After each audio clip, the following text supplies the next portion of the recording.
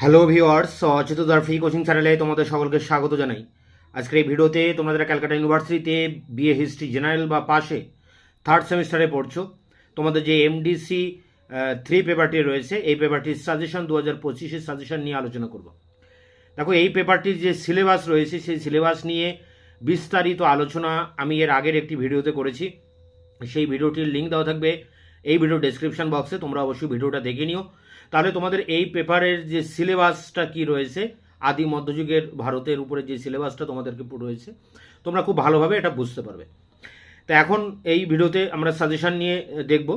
দেখো, এখানে তোমাদের 20 নম্বরের প্রশ্ন আসবে আর 10 নম্বরের প্রশ্ন আসবে। 10 নম্বরের প্রশ্নের জন্য আলাদা করে কোনো সাজেশন করছি না। 20 নম্বরের প্রশ্ন যদি তোমরা ভালো করে যাও, এর ভিতর থেকে তোমরা একটা 10 নম্বর অবশ্যই কমন পাবে।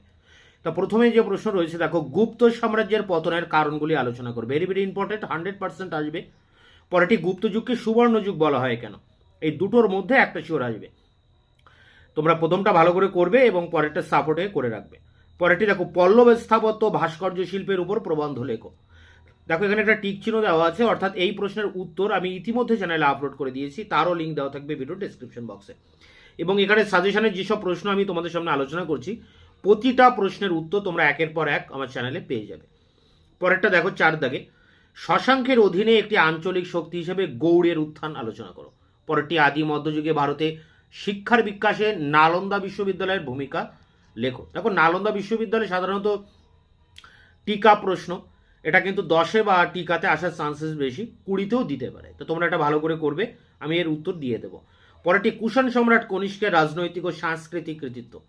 পরেরটি মৌর্য সাম্রাজ্যের পতনের কারণগুলি আলোচনা করো। এবং এই প্রশ্নটা টিক চিহ্ন দেওয়া আছে, তার মানে ইতিমধ্যে আমি চ্যানেলে এই প্রশ্নের উত্তর আপলোড করে দিয়েছি। পরেরটি প্রাচীন ভারতের নারীর সামাজিক মর্যাদা নির্মাণ করো। পরেরটি দেখো, শাসক হিসেবে হর্ষবর্ধনের কৃতিত্ব আলোচনা করো। পরেরটি সাম্রাজ্য বিজেতা হিসেবে সমুদ্রগুপ্তের কৃতিত্ব লেখো। এই প্রশ্নটিরও উত্তর আমি ইতিমধ্যে চ্যানেলে আপলোড করেছি। তোমরা এই ভিডিও ডেসক্রিপশন বক্সে 3টি প্রশ্নের উত্তর পেয়ে যাবে। মৌর্য সাম্রাজ্যের পতনের কারণ, সমুদ্রগুপ্তের কৃতিত্ব, পল্লব স্থাপত্য ভাস্কর্য। পরেরটি অশোকের ধর্মের রাজনৈতিক দর্শন কী ছিল, বা বলতে পারে অশোকের ধর্মের বৈশিষ্ট্যগুলি লেখো। পরেরটি খ্রিস্টীয় প্রথম 3 শতকে ভারত রোম বাণিজ্য সম্পর্কে আলোচনা করো। এবং শেষ প্রশ্ন, প্রাচীন ভারতে শূদ্র ও অস্পৃশ্যদের স্থান নির্ণয় করো। তো এই 13টি প্রশ্ন এখানে আছে, প্রতিটা প্রশ্ন ইম্পর্টেন্ট, বিশেষ করে প্রথম 10টি প্রশ্ন ভেরি ভেরি ইম্পর্টেন্ট। এই টপ 10 কোশ্চেনের মধ্যে তোমরা 20 নম্বরের প্রশ্ন এবং 10 নম্বরের প্রশ্ন, সব প্রশ্ন কমন পেয়ে যাবে। এবং প্রতিটা প্রশ্নের উত্তর একের পর এক আমি চ্যানেলে আপলোড করে দেবো। ইতিমধ্যে 3টি প্রশ্নের উত্তর দিয়ে দিয়েছি, বাকিগুলি খুব দ্রুত আমি একের পর এক নিয়ে আসবো। মার্কস 5 অর্থাৎ 5 নম্বরের টিকা প্রশ্ন, এখানে 3টি তোমাদেরকে অ্যান্সার করতে হবে। 6টি প্রশ্ন পরীক্ষা আসবে। সেই 6টি প্রশ্ন কমন পেতে তোমরা এখানে 10-12টা প্রশ্ন ভালো করে দেখে যাবে। এর ভিতর থেকে আশা করি 3টি প্রশ্ন কমন পাবে। 6টি প্রশ্নই কমন পাবে, তার মধ্যে 3টি লিখতে হবে। প্রথম প্রশ্ন, আরবদের সিন্ধু বিজয়ের তাৎপর্য। পরেরটি হর্ষচরিত সম্পর্কে একটি সংক্ষিপ্ত টিকা লেখো। পরেরটি চোল আমলের স্থানীয় স্বায়ত্তশাসন সম্পর্কে টিকা লেখো।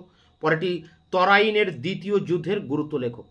পরেরটি দ্বিতীয় পুলকেশীর কৃতিত্ব আলোচনা করো। তোমরা এই 5টি প্রশ্ন খুব ভালো করে দেখে যাবে। এই 5টি প্রশ্নের মধ্যে তোমরা 2টি প্রশ্ন শিওর কমন পাবে। পরে প্রশ্নগুলো দেখো, গান্ধার শিল্পকলা বা আসতে পারে মথুরা শিল্পকলা। গান্ধার শিল্পকলার উপরে ইতিমধ্যে আমি অ্যান্সার দিয়ে দিয়েছি। পরেরটি দেখো, গুপ্ত শাসন প্রতিষ্ঠার প্রাককালে উত্তর ভারতের রাজনৈতিক অবস্থা কেমন ছিল।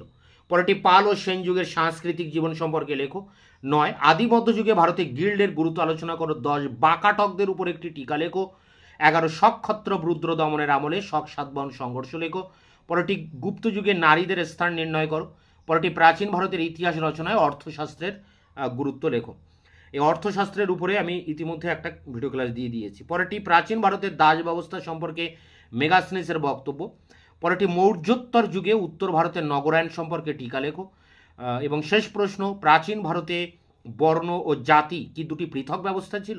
এখানে 16টা প্রশ্ন দেওয়া আছে, কিন্তু তোমরা প্রথম দিক থেকে 10-12টা প্রশ্ন ভালো করে যাবে।